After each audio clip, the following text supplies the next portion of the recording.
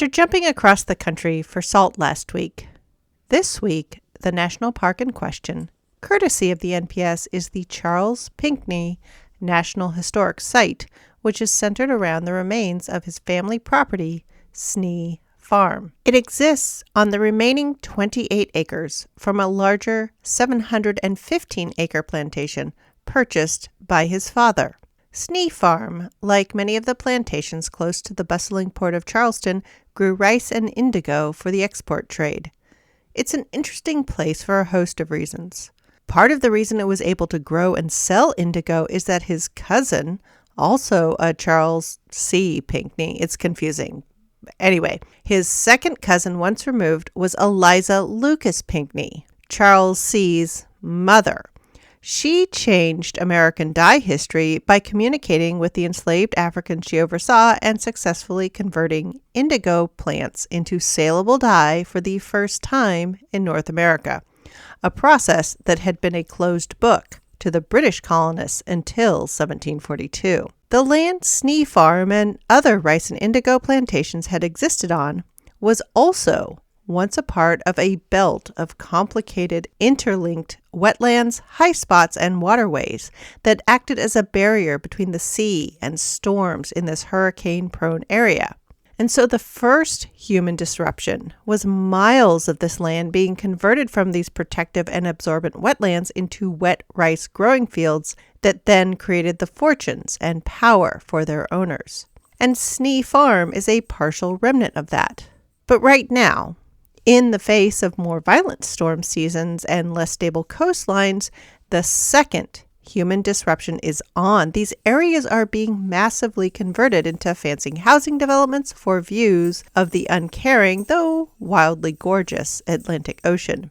And so Snee Farm, in the Charles Pinckney National Historic Site, remains an island of that older rural escape in the midst of this march of modernization, providing a view into the past from when these wetlands were worked by hundreds of people for the purpose of enriching a few.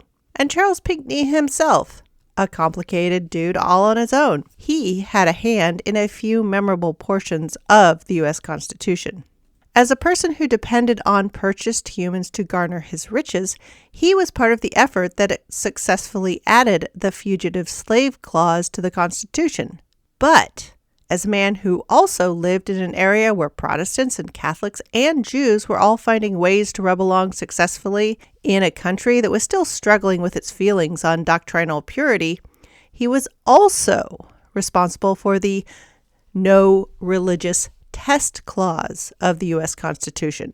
That is, no religious test shall ever be required as a qualification to any office or public trust under the United States. So seeing how land and labor and cash crops and power and big ideas that founded this country are all tied together, along with some outdated and sometimes rather idealized views on agriculture, how they formed this country, it can all be found on Snee Farm at the Charles Pinckney National Historic Site. This is truly a place to ponder the complexities of America's past and what we can learn from these complex people. Understanding that the past is layered and nuanced can help us reconcile with our clearly complex future. So like Jean Lafitte Park, pick your time of year to visit carefully because hurricane season can mess up your plans. But unlike the Louisiana site, this is located mostly on higher ground, so you have a few more years to visit. And in case you're jumping around in episodes and are wondering why I'm now introducing National Park Service locations at the start of each episode, it's because in these strange modern times of trying to pretend history away and block access to education resources that help us see our whole history, this is just my little part in putting on display the surprising and almost shocking richness the National Park Service helps us preserve of our country's past. For such a big place, America must have lots of stories. And it does. And the NPS is an important player in keeping alive our national memory.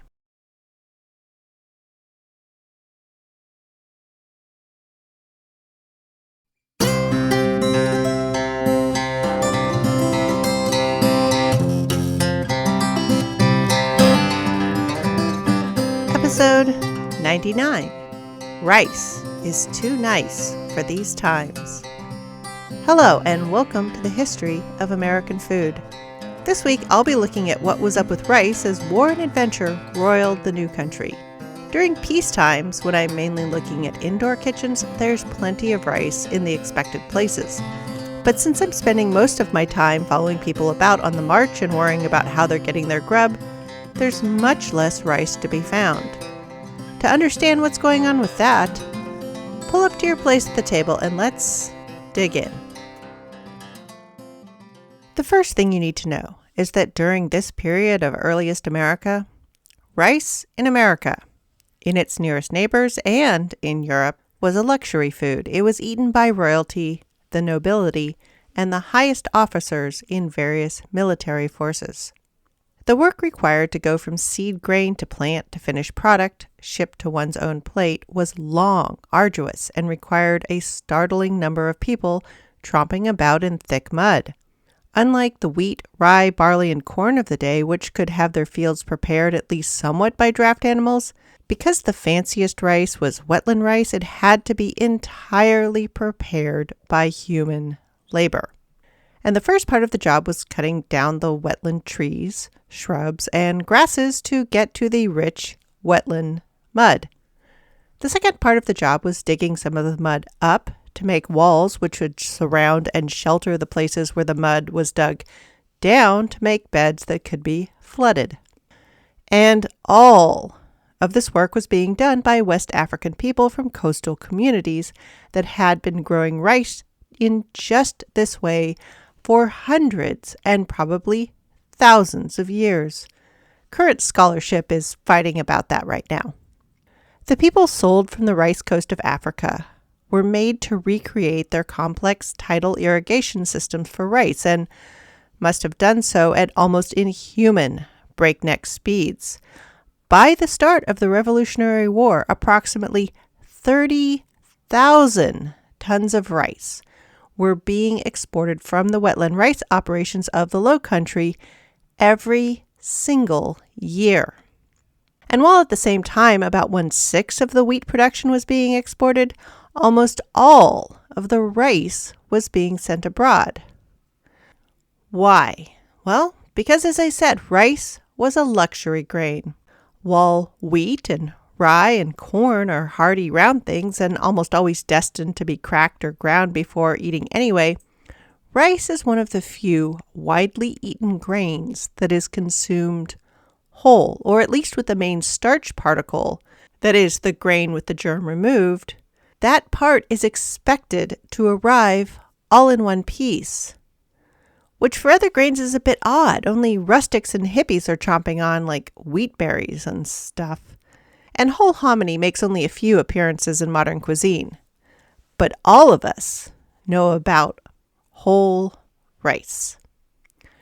Today, with complex computerized mechanics and advanced materials, rice production can be almost fully automated. But back in the ages of hand sickles, flails, wood mortars and pestles, and stone grist mills, the long rice grains people hoped to see, whole and unbroken, could not be handled by any sort of the rough mechanical processes available in those days. Not only could none of the field setup be aided by animal power, none of the rice milling could be done by any mechanical means. And so those things are what made it fantastically expensive. As a result, the best market for the rice was back in Europe. Meat had lost a lot of power as a status marker in the U.S. because anyone could more or less go out and get meat. Cows, pigs, goats, chickens, and fish take very little infrastructure to produce, and the knowledge for how to raise them was pretty similar from place to place to place. Rice, on the other hand, required special knowledge and skills to grow and process. And wetland rice, the stuff Tidewater, South Carolina, and Georgia were exporting at premium prices, you can't grow that at small scale. Because of the special fields, the transplanting of seedlings, and the irrigation, it simply couldn't be done on a small scale. While on the other hand, it did make sense to raise just one cow or just a few pigs or just a handful of poultry or even to grow, say, a small patch of wheat or corn. Rice not only went for good prices, was a good moneymaker, but it also had a high threshold for entry. You couldn't be a small-scale mom-and-pop rice grower. You needed a fortune in startup capital for the land, for the labor, and for the access to markets. So yeah, rice was a silver-plated product, no matter how you looked at it. In more peaceful times, the majority of this produce went to Europe. While many more people in the new United States were comfortable, they had their own land and houses and even nice rifles for shooting down all that meat on the hoof and on the wing, buying pricey grain, even beyond the price of brandless wheat flour, was not appealing to most Americans. As had been noted by many a traveling European, us new Americans are greedy eaters of uncouth tastes. And for the price it demanded, rice was incredibly couth, I guess. Well, it's super uptown anyway. And so the finer tastes of Europe, they were willing to cough up the silver to purchase this fine American rice. But at the end of the 18th century, it wasn't just wartime in America. Europe was in a bit of a tizzy as well.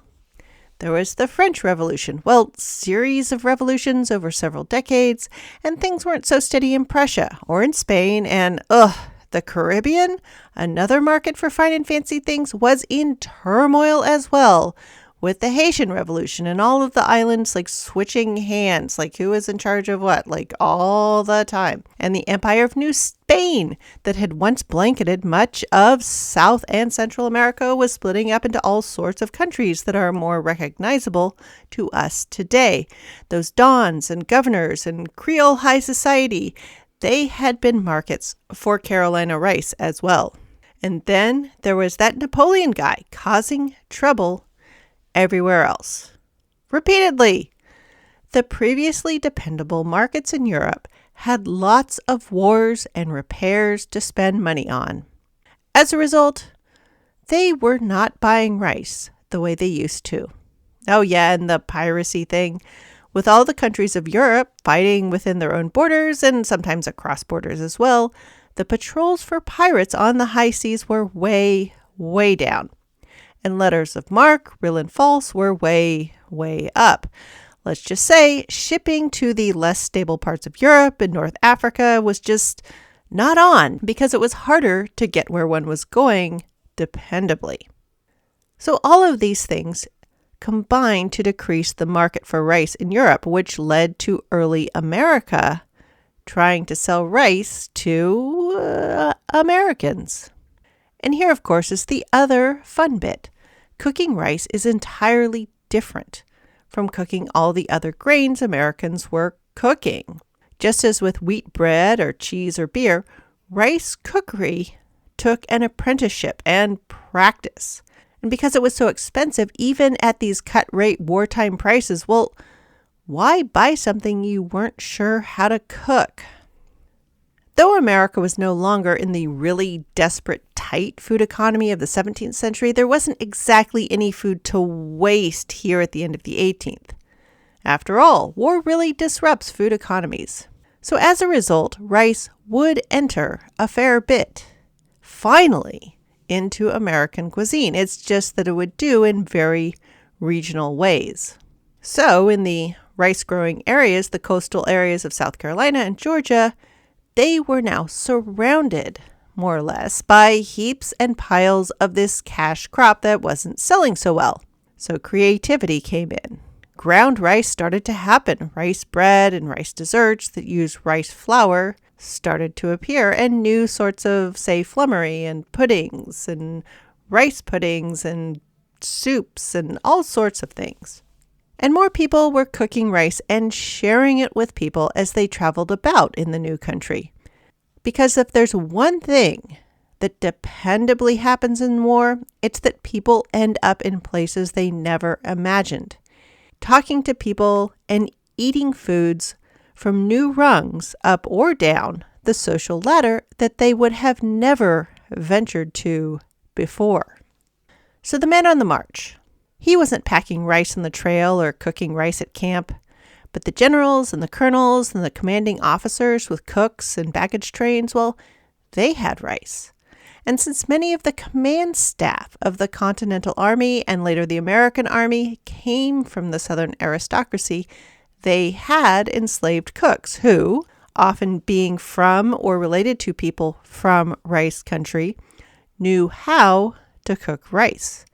And so rice arrived on the national scene through the presidency and the upper echelons of the military. They were eating rice and spreading the idea of rice as a fine and fancy food all around.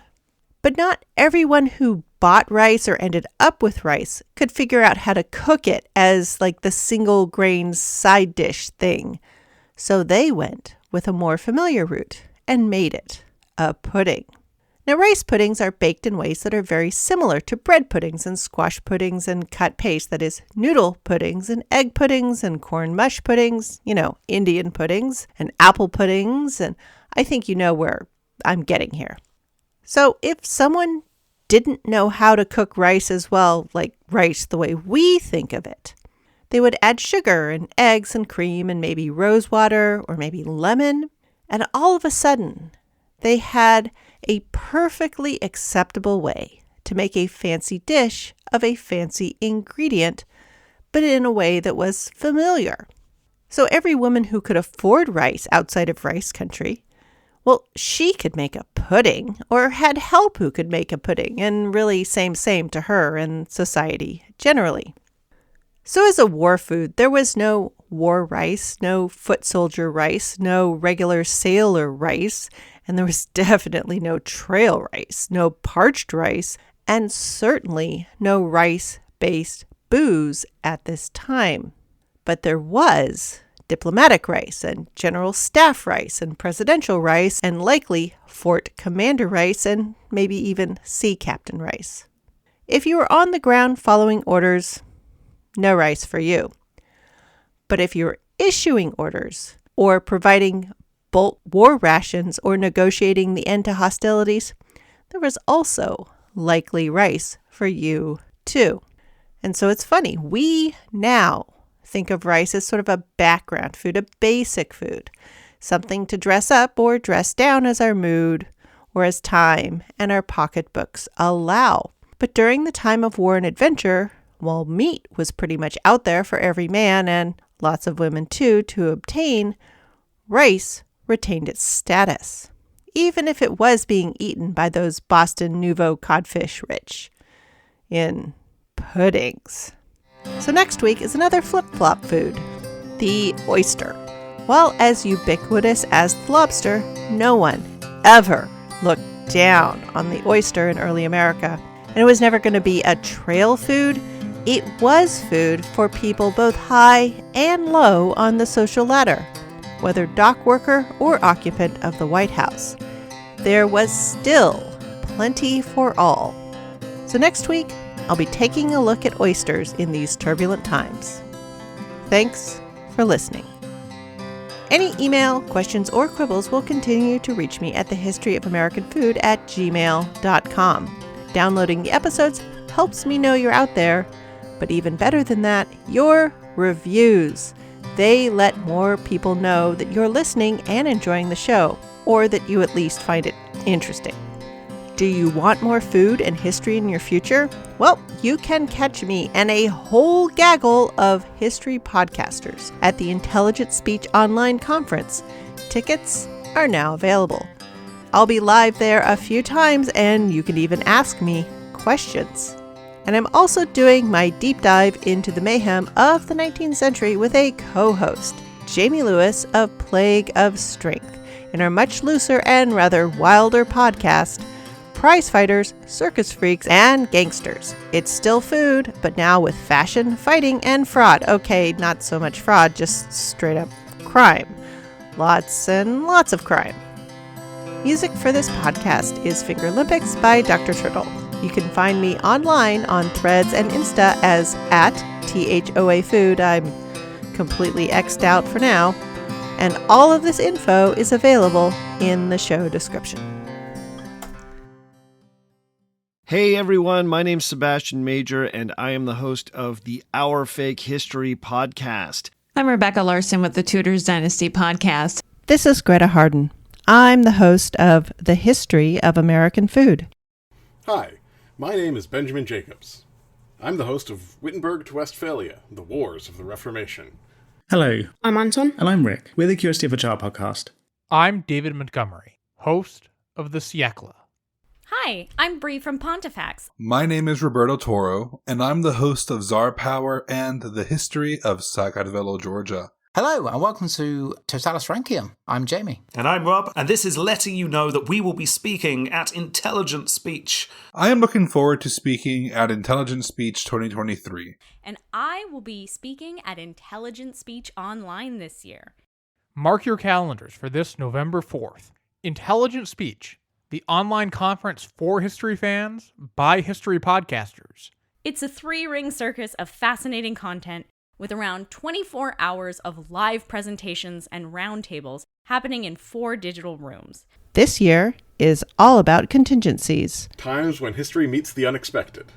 The topic of my keynote address is No Contingencies, Stories of Historical Figures Who Did Not Have a Backup Plan. All about the Tudors and their contingency plans. Because, let's be real, they had a lot of them. So what are we going to be doing? We're going to be telling the story of what happens when you're starving in a city under siege for months, surrounded by food that you can't eat as it's your life's work, food that is more important than you are. So go to intelligentspeechonline.com to get your tickets. We'll see everybody on November 4th.